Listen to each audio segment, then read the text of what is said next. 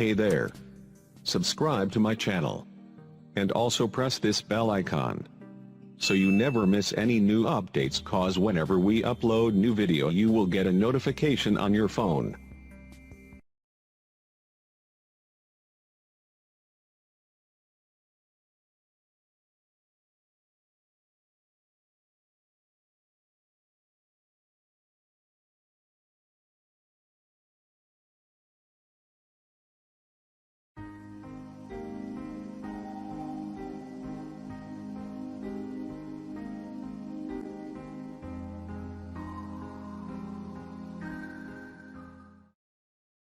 بسم الله الرحمن الرحیم۔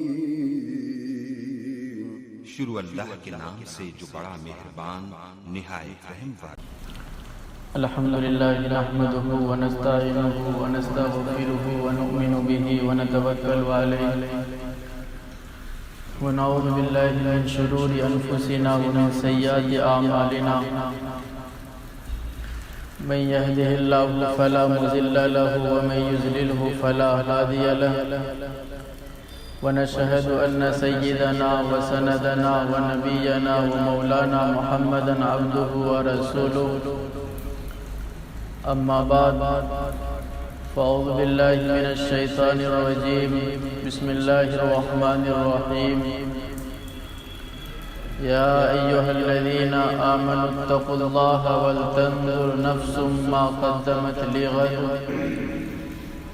وقال النبي صلى الله عليه وسلم الدنيا سجن المؤمن وجنة الكافر، او کما قال علیہ الصلاۃ والسلام۔ حاضرین محترم، سامعین مکرم، میرے اسلامی بھائیوں، بزرگوں اور دوستوں، السلام علیکم ورحمۃ اللہ وبرکاتہ۔ میرے اسلامی بھائیوں، میں آج آپ حضرات کے سامنے اصلاح معاشرہ کے موضوع پر چند باتیں بیان کرنا چاہوں گا۔ امید ہے کہ آپ حضرات میری باتوں کو بغور سماعت فرما کر اس پر عمل کرنے کی کوشش کریں گے۔ میرے بھائیوں، اللہ تبارک و تعالی نے دنیا کے اندر جتنے بھی نبیوں کو، رسولوں کو، پیغمبروں کو، انبیاء کو مبعوث فرمایا ہے، ان تمام کے تمام نبیوں کا مقصد صرف اور صرف یہ تھا کہ کس طریقے سے لوگ اللہ تبارک و تعالیٰ کے دربار میں اپنے سر کو جھکائے۔ ان کا مقصد یہ تھا کہ اگر انسان کسی کو سجدہ کرے تو وہ اللہ تبارک و تعالیٰ ہی کو کرے۔ نبیوں کا صرف اور صرف میرے بھائی مقصد یہ تھا اگر کوئی نیکی کا کام کرے، اگر انسان عبادت کرے، وہ صرف اللہ تبارک و تعالیٰ ہی کے لیے کرے۔ تمام کے تمام نبیوں نے، جتنے بھی نبی دنیا میں میرے بھائیوں مبعوث ہوئے ہیں، تمام کے تمام نبیوں نے درس توحید کو بھی لوگوں کو سمجھایا اور معاشرے کی اصلاح بھی فرمائی۔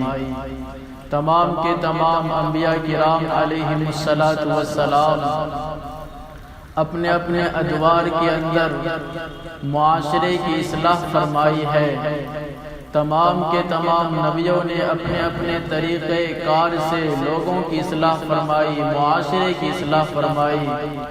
لیکن میرے بھائیوں، جب باری آتی ہے ہمارے اور آپ کے آقا کی، جب باری آتی ہے آمنہ کے دلارے کی، جب باری آتی ہے عبداللہ کے جگر پارے کی، جب باری آتی ہے اس کائنات کے آخری ہادی کی، تو حضور پاک صلی اللہ علیہ وسلم نے معاشرے کی اس طرح اصلاح فرمائی کہ خود میرے بھائیوں، میرے نبی سب سے پہلے اس پر عمل فرمایا۔ اس کے بعد میرے نبی نے لوگوں سے کہا، اے لوگوں، تمہارے درمیان میرا 40 سال کا زمانہ گزرا ہے، تم مجھے بتاؤ تم نے مجھے کیسا پایا؟ تمام کے تمام لوگ، تمام کے تمام میرے نبی کے ساتھی، تمام کے تمام میرے نبی کے جو زمانے میں لوگ تھے، وہ فرمائے بیک زبان ہو کر یا محمد انت صادق الامین، اے محمد آپ بات کے پکے اور وعدے کے سچے ہیں۔ میرے بھائیوں، میرے نبی اکرم صلی اللہ علیہ وسلم 13 سال تک مکہ المکرمہ میں معاشرے کی اصلاح کا کام کیا۔ اس کے بعد آخر میں میرے نبی مدینہ منورہ پہنچ گئے، وہاں میرے نبی نے 10 سال تک معاشرے کی اصلاح فرمائی، لوگوں کی اصلاح فرمائی، انفرادی اصلاح فرمائی ہے، اجتماعی اصلاح فرمائی ہے۔ میرے نبی نے مدینہ کے اندر متقیوں کی بھی اصلاح فرمائی، یہاں تک کہ میرے نبی نے ان کی اصلاح فرما کر ایسے فائز مقام پر پہنچا دیا کہ اللہ تبارک و تعالیٰ کو کہنا پڑا، میرا اللہ کو کہنا پڑا یہ رسول کے ساتھی ہیں، یہ مجھ سے راضی ہیں، میں ان سے راضی ہوں۔ میرے بھائیوں، میرے نبی اپنی زبان سے، پیاری زبان سے فرماتے ہیں، اے میرے پیارو، اے میرے جگر پارو، اے میرے صحابہ، میں اللہ تبارک و تعالیٰ کا آخری پیغام لے کر آیا ہوں۔ اے میرے صحابہ، میں اللہ کا آخری نبی ہوں، آخری ہادی ہوں۔ میرے قریب جو بھی آتا ہے اس کی زندگی پاک ہو جاتی ہے، اس کا دل دماغ پاک ہو جاتا ہے، اس کی دنیا کی زندگی اور آخرت کی زندگی کامیاب ہو جاتی ہے۔ آہا میرے بھائیوں، میرے نبی کا کام وَيُعَلِّمُهُمُ الْكِتَابَ وَالْحِكْمَةَ، میرے نبی لوگوں کو علم و حکمت سکھایا کرتے تھے۔ میرے نبی کے پاس جو بھی قریب میرے نبی کے قریب آیا اس کی زندگی بھی پاک ہو گئی، اس کے اعمال بھی پاک ہو گئے، اور اتنا پاک ہوا حضرت عمر فاروق رضی اللہ تعالیٰ عنہ فرماتے ہیں کہ ہم لوگ زمانہ جاہلیت میں جوان لڑکیوں کو زندہ زمین میں گاڑ دیا کرتے تھے، درگور کر دیا کرتے تھے، لیکن حضور پاک صلی اللہ علیہ وسلم کی تعلیمات کا ایسا ہمارے اوپر اثر پڑا، اب ہماری جب سے میں امیر المؤمنین بنا ہوں ہماری یہ حالت ہے۔ جب زمانہ جاہلیت میں ہم لڑکیوں کو زندہ زمین میں درگور کرتے تھے، لیکن اب اسی بچیوں کا میں پہرہ داری کرتا ہوں۔ میرے بھائی، عمر فاروق رضی اللہ تعالیٰ عنہ فرماتے ہیں میرے نبی نے ہماری زندگی کو پاک کر دیا، میرے نبی نے ہمارے ساتھی کی زندگی کو پاک کر دیا۔ عمر فاروق فرماتے ہیں انہی کے ایک واقعہ ہے، عمر فاروق رضی اللہ تعالیٰ عنہ میرے بھائیوں رات کو پہرہ دیتے تھے، جب سے امیر المؤمنین بنے ایک مرتبہ وہ رات میں پہرہ دے رہے تھے، رات میں کسی گھر سے بچے کی رونے کی آواز آتی ہے، عمر فاروق رضی اللہ تعالیٰ عنہ آواز دیتے ہیں کہ بچی کیوں رو رہی ہے؟ ایک بوڑھی اماں نے اندر سے جواب دیا یہ عمر کو رو رہی ہے۔ ان کا مطلب یہ تھی کہ وہ عمر کی وجہ سے رو رہی ہے۔ عمر فاروق رضی اللہ تعالیٰ عنہ ان سے پوچھتے ہیں عمر کا کیا قصور ہے؟ عمر نے کیا قصور کیا ہے؟ ان کا کیا گناہ ہے؟ عمر نے کیا ظلم کیا ہے جس کی وجہ سے یہ بچی رو رہی ہے؟ وہ بوڑھی اماں کہتی ہے عمر نے یہ کیا ہے، آج 15 دن ہو گئے ہیں میرے گھر میں آج تک چولہا نہیں جلا، 15 دن میرے گھر میں فاقے پر فاقے ہیں۔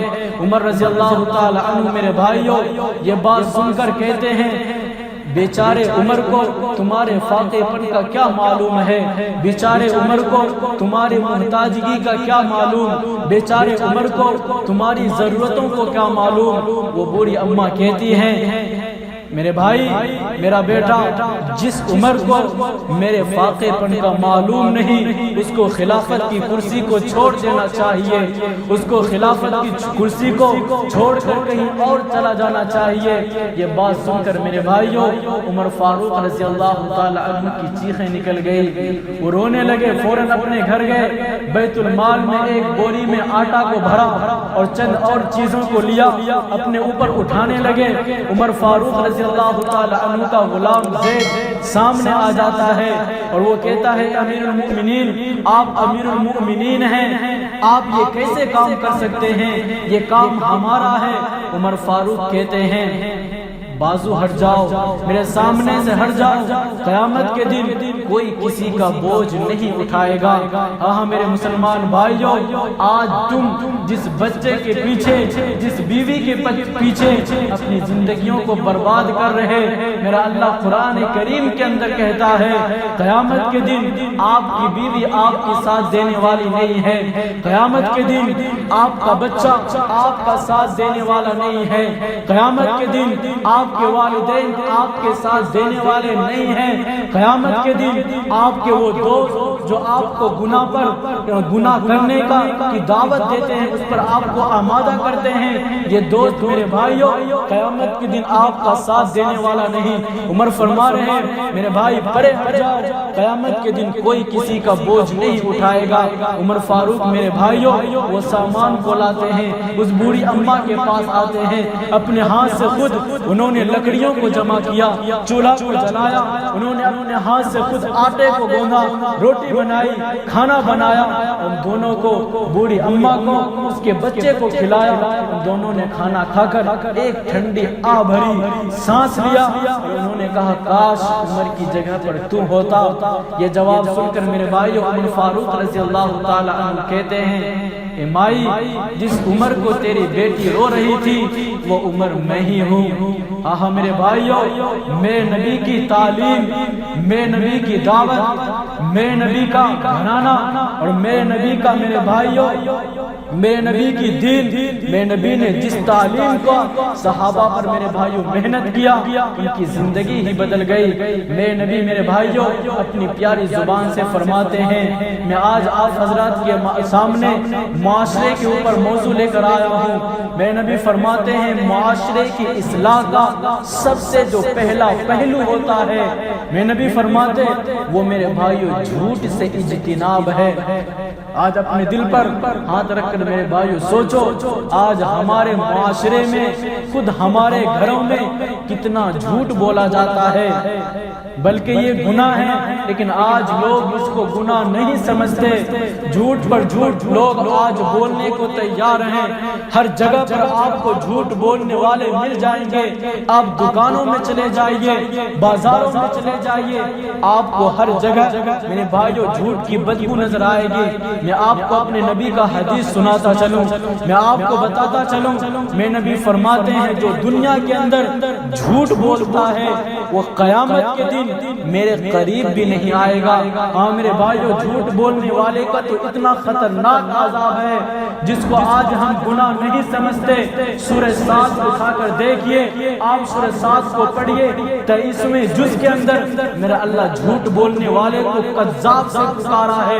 میرا اللہ جھوٹ بولنے والے کو میرے بھائیو کبھی معاف نہیں کرے گا، اس لیے کہ جھوٹ بولنا انسان کو ہلاکت میں ڈال دیتا ہے، برباد کر دیتا ہے، اس کی زندگیوں کو تباہ کر دیتا ہے۔ اگر آپ کو یقین نہیں، میں آپ کو اپنے نبی کے زمانے کا واقعہ سناتا ہوں۔ ایک مرتبہ میرے نبی مسجد نبی میں بیٹھے ہوئے تھے، میرے نبی نے صحابہ سے فرمایا میرے بھائی میرے صحابہ میرے قریب آ جاؤ۔ صحابہ قریب ہو گئے، میرے نبی نے اپنا ہاتھ مبارک آگے کیا اور میرے نبی نے فرمایا صحابہ سے میرے صحابہ آج تم میرے ہاتھ پر بیعت کرو، آج تم میرے ہاتھ پر بیعت کرو۔ صحابہ نے بیعت کیا، میرے نبی نے فرمایا تم اس بات پر بیعت کرو آج کے بعد تم اللہ کے علاوہ کسی کی عبادت نہیں کرو گے۔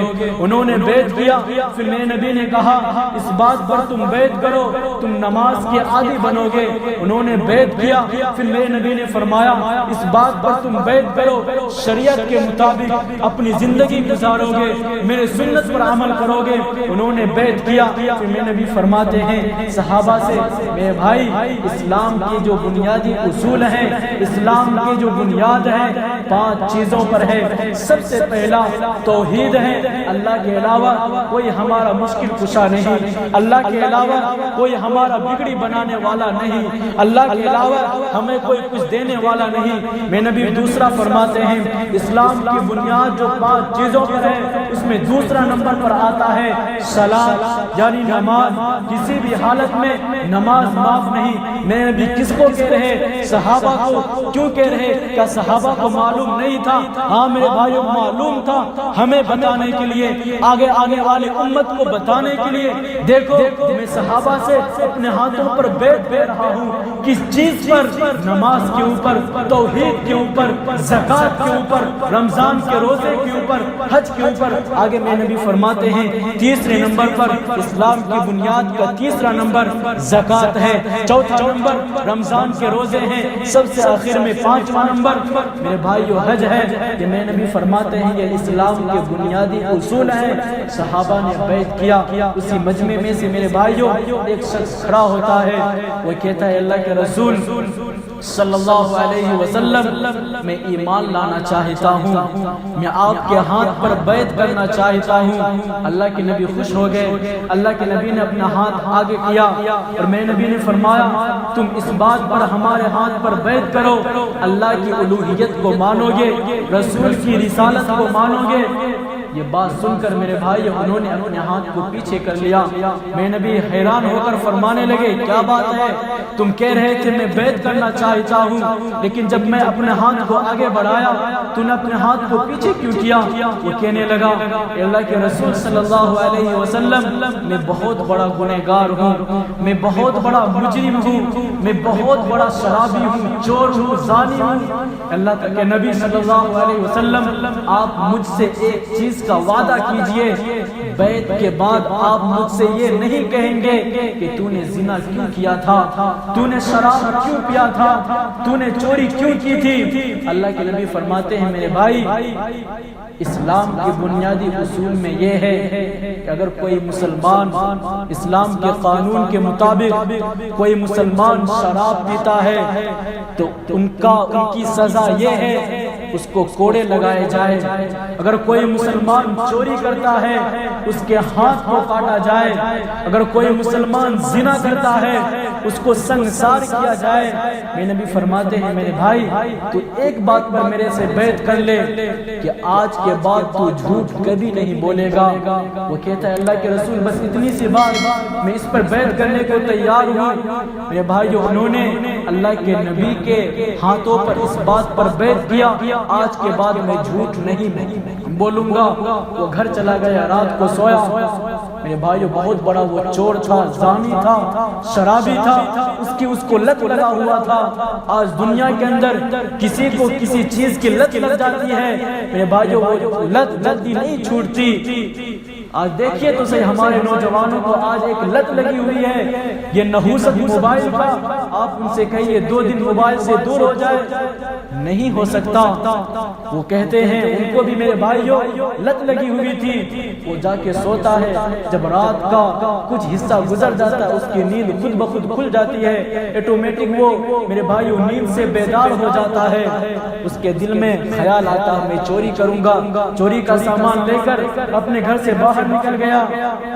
جب وہ کچھ دور چلتا ہے اس کو خیال آتا ہے میں نے اللہ کے نبی کے ہاتھ پر بیعت کیا ہے، اگر فجر کی نماز کے بعد صبح میں اللہ کے نبی نے مجھ سے پوچھا اے فلاں بن فلاں رات تمہاری کیسے گزری، اگر میں نے کہہ دیا میں نے رات میں چوری کی ہے، اللہ کے نبی میرے ہاتھ کٹوا دیں گے اسلامی قوانین کے مطابق۔ اگر میں نے جھوٹ بولا تو پھر میرا بیعت ٹوٹ جائے گا، میرا وعدہ اللہ کے نبی سے ٹوٹ جائے گا۔ یہ سوچ میرے بھائیوں وہ گھر واپس آ جاتا ہے، پھر سوتا ہے، پھر کچھ دیروں کے بعد اس کی نیند ٹوٹتی ہے، آنکھ کھلتی ہے، پھر اس کا دل شراب پینے کو کرتا ہے، ہاتھ میں مٹکا اٹھاتا، پھر میرے بھائیوں اس کو یہی خیال آتا ہے اللہ کے نبی کو میں کیا جواب دوں گا، اگر میں نے جھوٹ بولا تو اللہ کے نبی سے جو میں نے وعدہ کیا وہ ٹوٹ جائے گا، اگر میں نے سچ بولا شراب پینے کی سزا یہ ہے کہ میرے اوپر کوڑے لگائے جائیں گے۔ پھر وہ سو جاتا ہے، پھر رات کا کچھ حصہ گزرتا ہے، پھر اس کی نیند کھلتی ہے، پھر اس کو میرے بھائیوں زنا کرنے کا، عیاشی کرنے کا اس کو سوجھتا ہے، خیال آتا ہے، پھر وہ اپنے گھر سے نکلتا ہے، کچھ دور چلتا ہے، پھر اس کو خیال آتا ہے اللہ کے نبی کے ہاتھ پہ میں نے بیعت کیا ہے، اللہ کے نبی کو میں صبح کیا جواب دوں گا۔ میرے بھائیوں یہ سوچتا سوچتا اس کی رات گزر جاتی۔ مسجد نبوی کے اندر بلال حبشی فجر کی کی اذان دیتے ہیں، وہ مسجد میں داخل ہوتا ہے، اللہ کے نبی کے پیچھے انہوں نے فجر کی نماز پڑھی، فجر کی نماز کے بعد میرے نبی نے فرمایا او فلاں بن فلاں رات تمہاری کیسی گزری؟ وہ کہتا ہے اللہ کے رسول صلی اللہ علیہ وسلم میرے ماں باپ آپ پر قربان ہو جائے، صرف ایک چیز کی وجہ سے، صرف ایک چیز کی وجہ سے، جھوٹ نہ بولنے کی وجہ سے اللہ کے رسول میری زندگی بدل چکی ہے۔ ہاں میرے بھائیوں، جھوٹ سے بچیں، جھوٹ میرے بھائیوں انسان کو ہلاکت میں ڈال دیتا ہے، اور سچ میرے بھائیوں سیدھا راستہ ہے، یہ انسانوں کو جنت تک پہنچاتا ہے، یہ انسانوں کی دنیا کے اندر بھی کامیابی دلاتا ہے، مرنے کے بعد بھی سچ میرے بھائیوں انسانوں کو کامیابی دلاتا ہے۔ جھوٹ میرے بھائیوں جو آج ہم لوگ جھوٹ بولتے ہیں، جھوٹ اتنا بڑا گناہ ہے، جھوٹ بولتے بولتے بولتے ہمارے دلوں پر زنگ لگ جاتا ہے، پھر ہمیں کوئی بڑا گناہ ہمارے نزدیک گناہ نہیں ہوتا، پھر ہم نبی کی توہین کرتے ہیں، اپنے نبی کا سنت کا جنازہ نکالتے ہیں، صحابہ کو گالی دیتے ہیں، اور جو گناہ کرنے کا ہمارا دل کرتا ہے میرے بھائیوں ہم اس کو کر گزرنے میں تھوڑا بھی نہیں جھجکتے۔ میرے بھائیوں سب سے پہلے ہم جھوٹ سے بچیں اور اپنے نبی کی اتباع کریں، اپنے نبی کی سنت کو زندہ کریں، اپنے نبی کی دین کی حفاظت کریں۔ جو انسان کسی بھی نبی کی آپ تاریخ اٹھا کر دیکھیے، جو انسان کسی بھی نبی کی میرے بھائیوں اتباع کیا، اس کی باتوں کو مانا، اس کی زندگی میرے بھائیوں بدل گئی، یہاں تک کہ جب میرا اللہ کا عذاب بھی آیا سارے لوگ ہلاک ہو گئے، لیکن جنہوں نے اپنے نبی کی اتباع کی میرے بھائیوں اس کا گھر تک کا ایک تن کا بھی اس کے گھر کا میرے بھائیوں ضائع نہیں ہوا۔ میں آپ کو ایک واقعہ مجھے یاد آیا، میں سناتا ہوں۔ آپ لوگوں نے مشہور نبی ہیں حضرت نوح علیہ السلام کا واقعہ سنے ہوں گے، 950 سال نوح علیہ السلام نے دین کی دعوت دی ہے۔ نوح علیہ السلام کے زمانے کا واقعہ میرا اللہ قرآن کریم کے اندر بیان فرماتا ہے۔ نوح علیہ السلام کے بارے میں نوح علیہ السلام نے اپنی قوم کو کہا میری قوم کے لوگوں جھوٹ نہ بولو، انہوں نے نہیں مانا، انہوں نے کہا میرے قوم کے لوگوں اپنے معاشرے میں برائیوں کو نہ پھیلاؤ، انہوں نے نہیں مانا۔ ایک مرتبہ نوح علیہ السلام میرا اللہ قرآن کریم کے اندر ان کا تذکرہ فرماتا نوح علیہ السلام کا، میں قرآن سے آپ کو سناتا چلوں۔ ایک مرتبہ وہ راستے میں سفر کر رہے تھے، ان کی قوم نے ان کو پتھر مارا، وہ پتھر ان کے ماتھے پر آ کر لگی، جن سے میرے بھائیوں ان کے ماتھے سے خون نکلنے لگا۔ انہوں نے اللہ تبارک و تعالیٰ سے دعا کی میرے مولا تو جانتا ہے میں رات دن تیری توحید کی دعوت دیتا ہوں، لوگوں کو سمجھاتا ہوں، لیکن یہ ماننے کو تیار نہیں، لیکن اب اس کی بدبختی اتنی بڑھ گئی، اب مجھے یہ نقصان پہنچانے پر تلے ہوئے ہیں۔ میرا اللہ میرے دعا کو قبول فرما اور اپنا عذاب نازل فرما، اور ایسا عذاب نازل فرما کہ ان کے بچے تک نہ بچے۔ میرے بھائیوں علیہ السلام نے اللہ سے دعا کیا، اللہ نے نوح علیہ السلام کی دعا سمجھیے یا بد دعا سمجھیے قبول فرما لیا۔ نوح علیہ السلام بوڑھی اماں کے پاس آتے ہیں، ان سے فرماتے بوڑھی اماں اللہ کا عذاب آنے والا ہے، میرے کشتی میں سوار ہو جاؤ، آج جو بھی میرے کشتی میں سوار ہوگا وہ کامیاب ہو جائے گا، اللہ کے عذاب سے بچ جائے گا۔ میرے بھائیو اللہ کا عذاب آ گیا، آگے پانی پیچھے پانی، دائیں پانی بائیں پانی، سارے لوگ ہلاک ہو رہے ہیں۔ نوح علیہ السلام ایمان والوں کو اپنی کشتی میں سوار کر رہے۔ نوح علیہ السلام نے اعلان کیا اے لوگوں آج جو بھی میرے کشتی میں سوار ہو جائے گا وہ کامیاب ہو جائے گا، وہ اس عذاب سے نجات پا جائے گا۔ کہاں میرے بھائیو نوح علیہ السلام کا ایک بیٹا تھا جس سے حضرت نوح علیہ السلام بہت زیادہ پیار کرتے تھے، محبت کرتے تھے۔ وہ بیٹا بھی اپنے باپ سے پیار کرتا تھا، اپنے باپ کو باپ تو مانتا تھا، لیکن میرے بھائیو نوح علیہ السلام کو وہ بیٹا نبی نہیں مانتا تھا۔ نوح علیہ السلام اپنے بیٹے سے بہت زیادہ پیار کرتے تھے۔ نوح نے کہا علیہ السلام نے میرے بیٹے اللہ کا عذاب آ چکا ہے، تو میرے کشتی میں سوار ہو جا۔ وہ بیٹا کہتا ہے ابا جان اگر آپ کے اللہ کا عذاب آیا ہے آپ کا اللہ میرا کچھ نہیں بگاڑ سکتا، یہ سامنے پہاڑ ہے، میں اس پر چڑھ جاؤں گا، میں بچ جاؤں گا۔ نوح علیہ السلام مسکرا کے کہتے ہیں بیٹا جب اللہ کا عذاب آتا ہے، یہ اونچے اونچے پہاڑ کیا، یہ پہاڑ ریزہ ریزہ بن جایا کرتے ہیں، تو نہیں بچ سکتا، تو میرے کشتی میں سوار ہو جا، مجھے تو نبی مان لے۔ وہ بیٹا میرے بھائیوں نہیں مانتے، وہ پہاڑ پر چڑھ جاتے ہیں، دونوں کے درمیان ابھی باتیں ہو رہی تھی، میرے اللہ کی عذاب کا پانی کا ایسا جھونکا آیا، اس کا بیٹا غرق ہونے لگا۔ جب نوح علیہ السلام نے دیکھا میرا بیٹا ڈوب رہا، اللہ سے دعا کی کہ اللہ تیرا وعدہ ہے، تو نے کہا ہے کسی نبی کی آل کو، ان کی اولاد کو میں برباد نہیں کرتا ہوں، میں اس کی حفاظت کرتا ہوں، اللہ میرے بیٹے کو تو بچا لے۔ میرے اللہ نے جبریل سے کہا اے جبریل نوح علیہ السلام کے پاس جاؤ اور میرا سلام کہنا اور میرا پیغام ان کو پہنچا دینا۔ جبریل آ گئے، نوح علیہ السلام سے کہا نوح علیہ السلام اللہ نے آپ کو سلام کہا ہے اور آپ کو کہا ہے یہ آپ کا بیٹا نہیں ہے، اگر آپ کا یہ بیٹا ہوتا تو آپ کے اوپر ضرور ایمان لاتا۔ ہاں میرے بھائیوں والدین ذرا کان کھول کر سن لیں، اپنے بچوں کی صحیح تربیت کر لیں، ورنہ آپ کا انجام بہت برا ہونے والا ہے۔ میں زیادہ تفسیر میں اگر باتیں کروں وقت کم ہے، یہ بتانا چاہتا ہوں میرے بھائیوں جب میرا اللہ کا عذاب آتا ہے، جب معاشرے میں بیماریاں پیدا ہوتی ہیں، میرے بھائیوں میرا اللہ پھر کسی کو نہیں چھوڑتا، چاہے آپ سید خاندان سے رشتہ رکھنے والے ہوں یا کسی صدیق خاندان سے، کوئی آپ کو نہیں بچا سکتا۔ میرا اللہ خاندان کو نہیں دیکھتا، میرا اللہ یہ نہیں دیکھتا یہ نبی کے رشتہ دار ہیں، نبی کی اولاد ہیں، میرا اللہ اعمال دیکھتا ہے۔ خدا را میرے بھائیوں اپنے اعمال کو درست کریں، اپنے نبی کی تعلیم کے اوپر میرے بھائیوں عمل کریں، اپنے نبی کی دین کی عزت کریں، اپنے باڈی کے اندر، اپنے جسم کے اندر، اپنے دلوں کے اندر میرے بھائیوں اپنے نبی کے دین کو اتاریں۔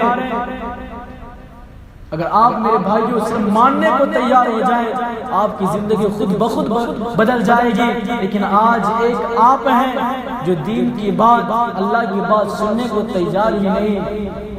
میں ایک واقعہ اور سناتا ہوں، شاید آپ کو کچھ سبق حاصل ہو۔ حضرت ابراہیم بن ادہم رحمت اللہ علیہ مشہور اللہ والے ہیں، پہلے یہ اللہ کے ولی نہیں تھے، ان کی زندگی بہت ہی ناز و نعم میں گزری ہے۔ اتنا بڑا یہ پیسہ والا تھا، اتنے بڑے یہ شوقین تھے، ہر رات ان کے بستر کو میرے بھائیوں پھول کے سیجوں سے سجایا جاتا تھا۔ ان کی زندگی بدلنے کا واقعہ یہ ہے، ایک مرتبہ انہوں نے اپنی نوکرانی کو حکم دیا کہ جاؤ میرے بستر کو سجاؤ۔ ان کی نوکرانی گئی، ان کے بستر کو پھول کے سیج سے سجایا۔ ان کی نوکرانی نے اس کے بستر کو سوارا، سوارنے کے بعد اس کو خیال آیا اتنا خوبصورت بستر ہے، روزانہ میں اس پہ پھول بچھاتی ہوں، بادشاہ کو ابراہیم بن ادہم کو کتنا سکون سے نیند آتا ہوگا، میں دیکھتی ہوں اس میں کتنا سکون ملتا ہے۔ یہ سوچ کر میرے بھائیوں وہ لڑکی، وہ نوکرانی اس بستر پر لیٹ جاتی ہے، بیچاری تھکی ماندی ہوگی، اس کو نیند آ جاتی ہے۔ بادشاہ جب سونے کے لیے آتا ہے تو کیا دیکھتا، میری نوکرانی بھی میری بستر پر سوئی ہوئی، اس کو غصہ آتا، تکبر میں جلاد کو بلاتا ہے، اس کو کوڑے لگانے کا حکم دیتا ہے۔ اس نوکرانی کو میرے بھائیوں کوڑے لگایا جاتا ہے، بیچاری جلدی سے اٹھتی ہے، اتنا زور سے اس کو کوڑا لگایا جاتا، اس کے باڈی سے خون نکلنے شروع ہو جاتا ہے۔ وہ اٹھتی ہے، اچانک سے رونا شروع کر دیتی، پھر ہنسنا شروع کر دیتی ہے۔ وہ ابراہیم بن ادہم کہتے ہیں تو پاگل تو نہیں ہو گئی، تو رو بھی رہی ہے اور ہنس بھی رہی ہے، ماجرا کیا ہے؟ وہ عورت، وہ لڑکی، وہ نوکرانی کہتی ہے بادشاہ سلامت، میں رو اس لیے رہی ہوں مجھے بہت زور سے مار پڑی ہے، اندر اندر درد ہو رہا ہے ہڈی تک، لیکن میں ہنس اس لیے رہی ہوں چند منٹ میں نے تمہارے بستر پر سر رکھا یا سوئی، تو نے ہماری اتنی بڑی سزا دی جلاد کے دوارا، تو اندازہ کر تو اس بستر پہ نہ جانے کتنے سال سے سو رہا، اللہ تیرے ساتھ کیا کرے گا۔ ہاں میرے بھائی، اتنا بولنا تھا، ابراہیم بن ادہم کی زندگی بدل گئی۔ انہوں نے کہا چھوڑو دنیا داری کو، میں اپنی نبی کی دین کی خدمت کے لیے تیار ہوں۔ وہ دین جس دین میں میرے بھائی عزت بھی ہے، شرافت بھی ہے، دنیا بھی آپ کی کامیاب ہو جائے گی، آخرت بھی میرے بھائیوں آپ کی کامیاب ہو جائے گی۔ آج دیکھو تو صحیح ہمارے معاشرے میں میرے بھائیوں کتنی برائیاں عام ہیں، میں کن کن کو بیان کروں۔ آج معاشرے میں اگر کوئی میرے بھائیوں چوری کرتا ہے تو وہ مسلمان ہے، کوئی زنا کرتا ہے وہ مسلمان ہے، کوئی دغا دیتا ہے وہ مسلمان ہے۔ آج معاشرے میں کوئی اپنی بہن بیٹی کو ننگے بازاروں میں لے کے جاتا ہے وہ مسلمان ہے۔ مسلمانوں میری باتوں کو ذرا کان کھول کر سن لو، اسلام کے اندر پردے کی بہت بڑی اہمیت ہے۔ جس اپنی ماں بہن کو بے پردہ ہو کے تم بازاروں میں لے کے جاتے ہو، اپنی نبی کو کیا منہ دکھاؤ گے؟ عورت کے معنی پردے کے ہیں، لیکن آج تم نے اپنی بہن کو، اپنی ماں کو، اپنی بیٹی کو دکانوں پہ بیٹھا دیا، کمپنیوں میں ڈال دیا۔ کیا میرے نبی نے کہا ہے کہ دکانوں پہ عورت کو، مسلمان عورت کو بغیر حجاب کے بیٹھنے کے لیے؟ لیکن آج دیکھو تو صحیح کس کس معاشرے کی کن کن برائیوں کی میرے بھائیوں ہم اصلاح کریں۔ آج ہم اپنی نماز درست نہیں کر سکتے، آج ہماری مسلمانوں کا نماز اللہ ماشاءاللہ جتنا جو مسلمان جو پہلے تو نماز پڑھتے ہی نہیں، جو کبھی یاد آ جاتا اللہ کا ڈر لگتا ہے، کبھی مسجد آ جاتے ہیں، اور دنیا کے اندر جو بھی بھولی ہوئی ان کی چیز ہے وہ نماز میں انہیں یاد آتا ہے۔ اگر کبھی نہ خدا نہ خواستہ مسجد کے امام نماز میں کچھ بھول جائے، اسے معلوم ہی نہیں نماز میں کچھ غلطی ہوئی ہے۔ بھائیوں معاشرے کی اصلاح کریں، اپنی نماز کو درست کریں۔ ایک زمانہ تھا جب ہماری ماں اور بہن کا گود پاک تھا، ان کی میرے بھائی زندگی پاک ہوا کرتی تھی، ان کے پیٹ سے، ان کے گود سے مولانا قاسم نانوتوی پیدا ہوا کرتے تھے، مولانا الیاس رحمۃ اللہ علیہ پیدا ہوا کرتے تھے، ابراہیم بن ادہم جیسا ولی اللہ پیدا ہوا کرتے تھے۔ میں آپ کو ایک واقعہ سناتا ہوں، مجھے یاد آیا۔ شیخ سعدی رحمۃ اللہ علیہ ایک اپنی کتاب میں ایک بات لکھتے ہیں، میں بتاتا چلوں۔ جب ہماری ماں کا گود پاک ہوا کرتا تھا، جب ہماری ماں کی بہن کی نگاہ کسی غیر محرم پر خواہشات کی نظر نہیں پڑا کرتی تھی، تب گود سے کیسا بچہ پیدا ہوتا تھا؟ ہاں ویسا پیدا ہوتا تھا امام حسن اور حسین کے جیسے۔ وہ فرماتے ہیں ایک مرتبہ شیخ سعدی رحمۃ اللہ علیہ راستے سے گزر رہے تھے، ایک بچے کو انہوں نے دیکھا، بچہ رو رہا ہے۔ شیخ سعدی رحمۃ اللہ علیہ ان کے پاس جاتے ہیں اور بچہ سے پوچھتے ہیں کہ بیٹا کیا ہوا، تو کیوں رو رہا ہے؟ وہ بچہ کہتا ہے کہ حضرت میں آج مدرسے گیا تھا، پڑھنے کے لیے گیا تھا، آج میرے استاد نے، میرے ٹیچر نے جہنم کا بیان فرمایا، اور انہوں نے فرمایا کہ جہنم کی آگ انسان اور پتھر ہے، اس لیے میں رو رہا ہوں۔ شیخ سعدی رحمۃ اللہ علیہ میرے بھائیوں پوچھتے ہیں بچے سے، بیٹا تو چھوٹا ہے، تیرے سے کون سا گناہ ہوا ہوگا؟ تو چھوٹا ہے، اگر تیرے سے کوئی گناہ ہو بھی گیا ہوگا اللہ تو غفور الرحیم ہے، تیرے گناہ کو تیری عمر کی وجہ سے معاف فرما دے گا۔ وہ بچہ کہتا ہے حضرت جی میں اس لیے رو رہا ہوں، میں اپنے گھر میں اپنی امی کو دیکھتا ہوں، جب میری امی چولہا جلاتی ہے، چولہا جلانے میں سب سے پہلے چھوٹی چھوٹی لکڑیوں کو استعمال کرتی ہے چولہا جلانے کے لیے۔ میں اس لیے رو رہا ہوں کل قیامت کے دن جب بڑے بڑے گنہگار ابو جہل، ابو لہب کو جہنم میں ڈالنے سے پہلے کہ اللہ تبارک و تعالیٰ مجھ سے شروع نہ کر دے تو میرا کیا حال بنے گا۔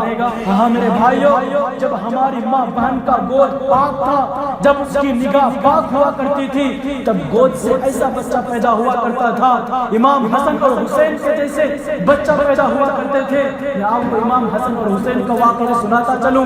ایک مرتبہ امام حسن اور حسین مسجد نبوی کے اندر باہر سے تشریف لاتے ہیں، ایک بوڑھے میاں کو دیکھتے ہیں وہ وضو کر رہے، لیکن انہوں نے وضو غلط کیا۔ تو دونوں بھائی کہنے لگے، آپس میں بات کرنے لگے، بھائی ہمارے دادے وضو غلط کیا ہے، ہم ان کی اصلاح کیسے کریں، ہم ایسے ان کی اصلاح کریں ان کو تکلیف نہ ہو۔